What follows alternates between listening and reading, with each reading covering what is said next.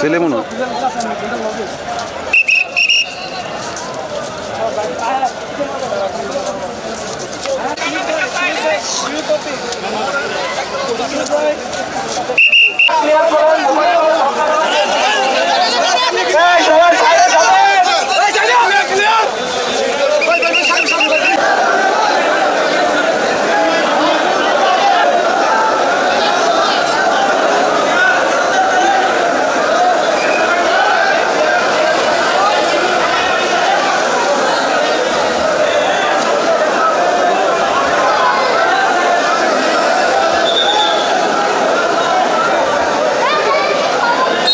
জিয়া রহমানকে কেউ বলতে পারবে না এক পয়সা কারোর থেকে খেয়েছে, কেউ বলতে পারবে না।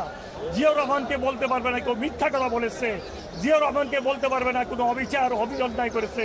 উনি আল্লাহর হুকুম এবং নবী সাল্লাল্লাহু আলাইহি ওয়াসাল্লামের হাদিস উনি নিজে পরিচালিত করেছেন। ওনাকে নিজে ওনার চালচলন ছিল সুন্নতি কায়দা, মানে উনি পুরান জিনিসপত্র পড়তেন, ওনার ব্যবহারের জিনিসপত্র পুরান ছিল, সব কিছু উনি এইভাবে চলতেন। একবার বঙ্গভবনে গিয়েছিলাম ওনার সাথে দেখা করতে, ওনাকে গিয়ে দেখলাম লাল চার খাস্তা বিস্কুট দিয়ে আমাদেরকে আপ্যায়ন করা হলো।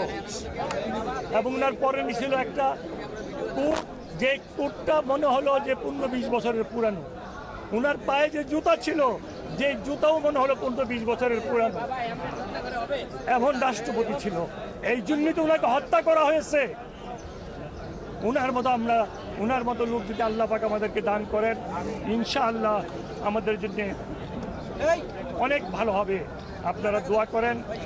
বিশেষ করে আমি হাত জোর করে আমাদের দলীয় নেতাকর্মীদের কাছে অনুরোধ করব, বাংলাদেশে যেন আওয়ামী লীগের মতো কোনো অন্যায় অত্যাচার অবিচার না হয়, বাংলাদেশে যেন দখলবাজি না হয়, বাংলাদেশে যেন চাঁদাবাজি না হয়, বাংলাদেশে যেন কোনো জুলুম নির্যাতন অবিচার না হয়, এটা আমাদেরকে লক্ষ্য রাখতে হবে। আর যারা আমাদের দলের মধ্যে এইগুলি করবে তাদেরকে সাথে সাথে ব্যবস্থা নিতে হবে, যেমনিভাবে আমাদের ভারপ্রাপ্ত চেয়ারম্যান দিচ্ছেন। শুধু এই নেওয়া নয়, সারা জীবনের জন্যে এই দল থেকে বহিষ্কার করতে হবে।